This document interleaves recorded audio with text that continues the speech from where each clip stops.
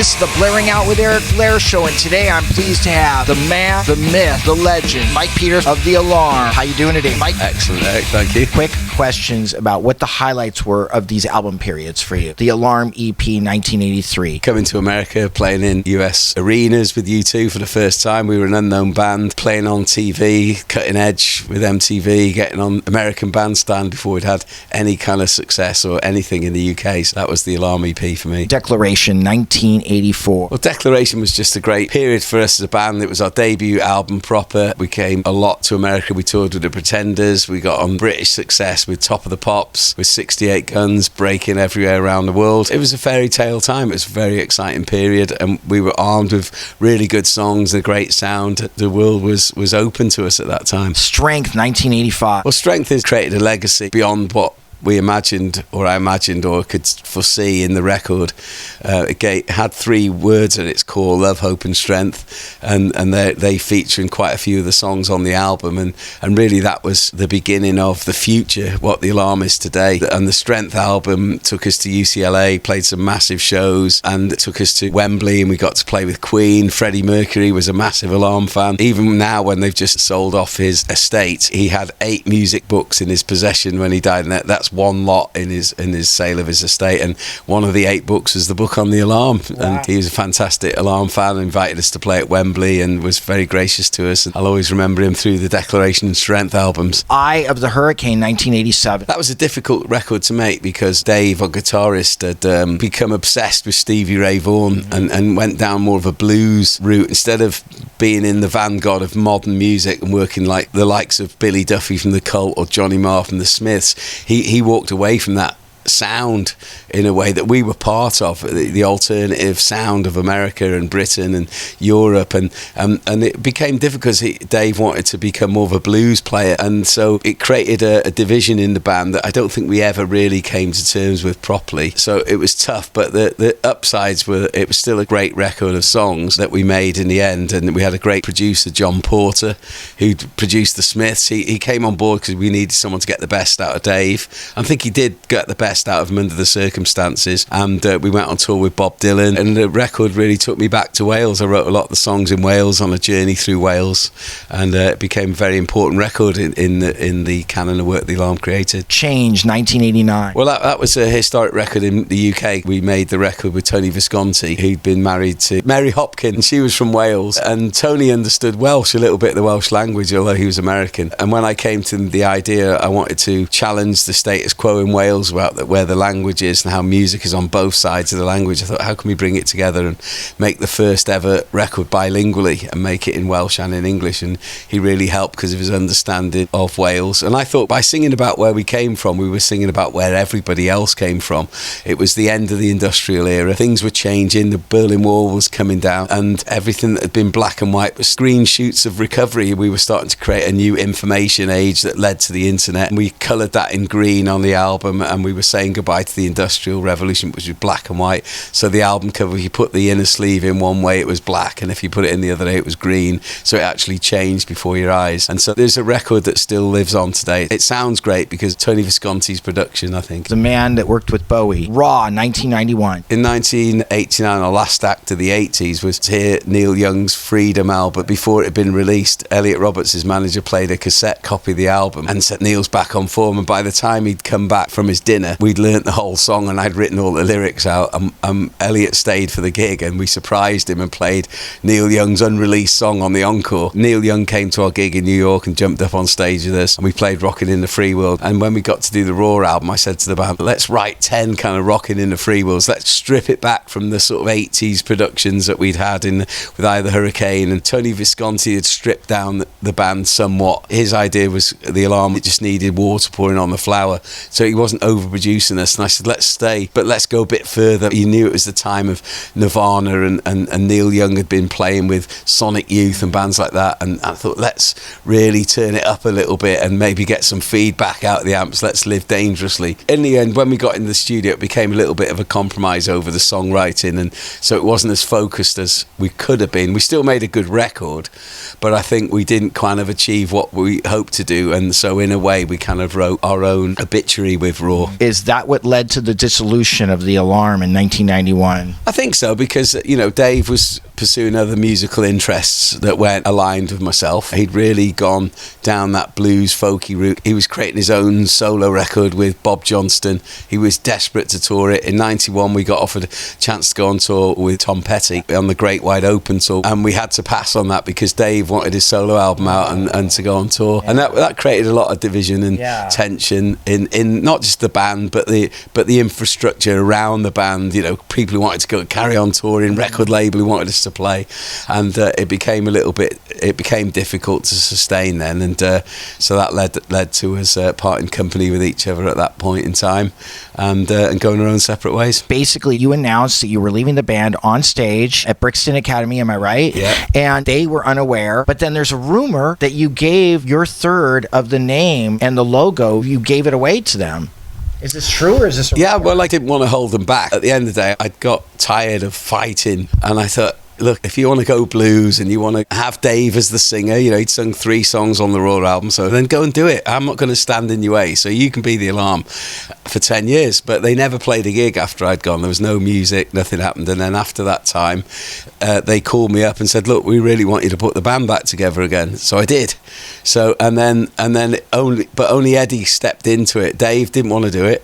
Nigel didn't want to do it without Dave, so he said, okay, you and Eddie can be the Alarm again, and we called it the Alarm 2000 because it wasn't original. We got offered a load of dates with Big Country. We started on the tour, and then after 8 shows, Eddie decided he'd had enough. He preferred his life off the road than on it, and so I was the last man standing in the band, and I had permission from all of them to carry on as the Alarm, so here we are today. Yeah, and you've done an amazing job. Let's talk about Forwards. The story behind Forwards is in 2022, you have to go into the hospital. You not only have pneumonia, but pneumonia and leukemia are ganging up on you at the same time. It gets so bad that you actually have to have blood drained from your lungs. Yeah. Okay? And in the midst of this hell, you create something positive. You create Forwards. Well, I was trying to imagine what life was like outside of the hospital, and that was my aspiration, was to come out alive, because it was touch and go at times. And so I thought, I just want to write a soundtrack to get out of here. And so I asked my wife Jules to bring my guitar into the hospital. I was on a ward with other patients, but because it was post-COVID, there was quite a gap between all the beds, so I thought I can just play my guitar quietly and work out some of the little ideas I had going.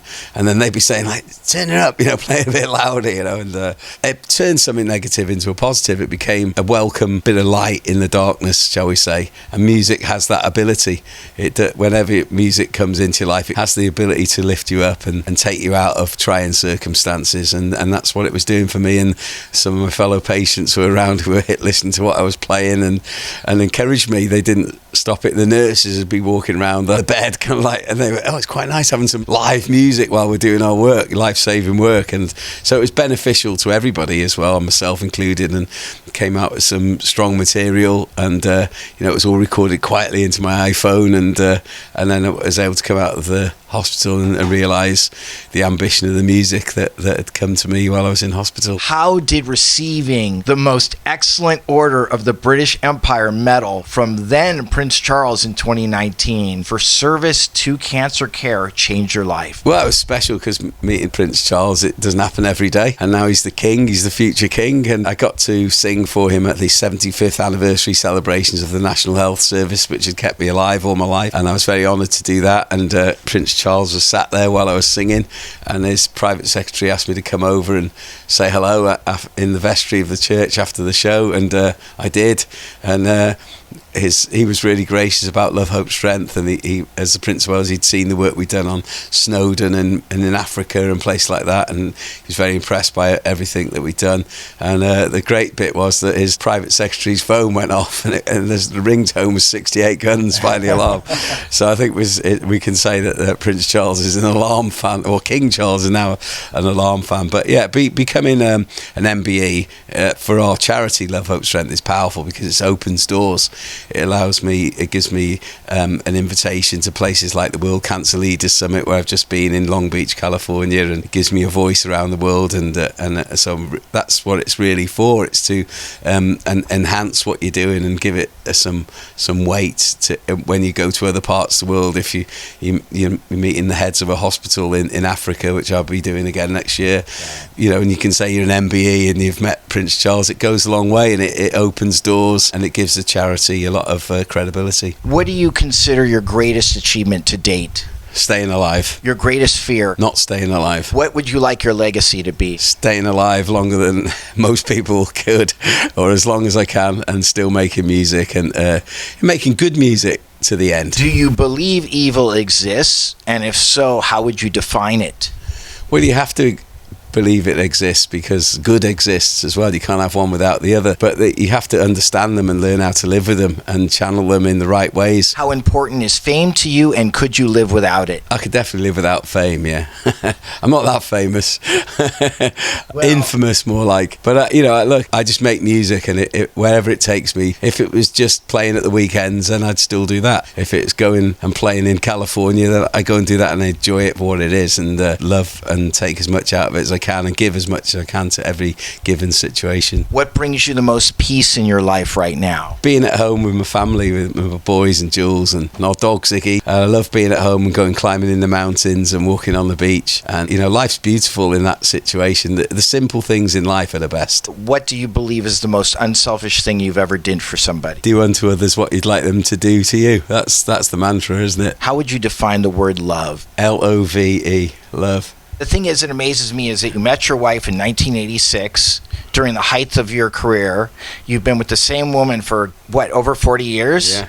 That's amazing. Yeah. That is a story of true love. Yeah, that's it. And you guys have been through hell and high water together. Yeah, and that's what love is, giving as much as taking, isn't it? It's giving more than you can take, and being with the one you love it's challenging, and it's a beautiful thing to come through every day, and have each other there for the tough times and the good times. And if you can take that love through the stormy waters of life, it just gets stronger and better every day. If you could collaborate with any legendary musician, living or dead, who would it be? I'd go and work with John Lennon, I think, if I could get a chance. I think yeah, he'd be pretty inspirational to work with, and you know, I'd like to get in a room with him, and if I could. You know, when his passing changed my life, it made me become the musician I am, so I'd like to go back and say thank you, and see what he's still got to give, because I think he was taken at 40. Who knows what kind of records he'd be making now. I think he would have grown into it. He would have got even better, I think. Highlights of your solo career? Being here right now, making the Forwards album. I've always been a solo artist.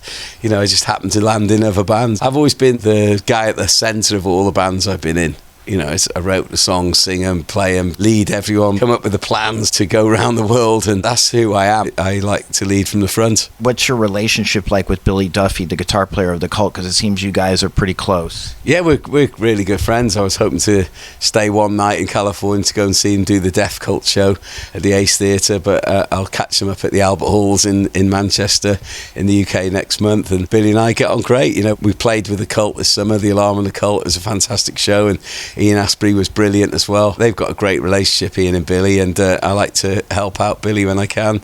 And we have an interest in making some music that's not like the Cult and the Alarm, and takes it into other directions. So that's what's good about the relationship, really. Yeah, you had the Color Sound, and you also have a super group called Dead Man Walking. I don't know if you do it that much anymore, not but really, because too much going on. What's next for Mike Peters and the Alarm? Well, it's 2024 coming up, and we've got a lot of touring to look forward to, because I've made a strong recovery from where I was last year, and I've been a little bit hesitant about overdoing it this year, taking on too much, but from next year we can sort of open up the throttle a bit more. And it's 40 years since our Declaration and album came out. Got a load of new songs ready to go on the runway, and looking forward to seeing where that takes us as the years go by. And we've still got so much to give through our charity Love, Hope, Strength, so we're going to be travelling the world and put our voice out there, and an appeal for peace, love, hope and strength, calm and understanding and tolerance. That's what we're trying to do. Mike Peters, thank you. Thank you so much for being on the Blairing Out with Eric Blair show. You rock. I hope you enjoyed all that, everybody. Brilliant. Thank you. All right, this is the Blairing Out with Eric Blair show with Mike Peters of the Alarm, signing off. The Blairing Out show.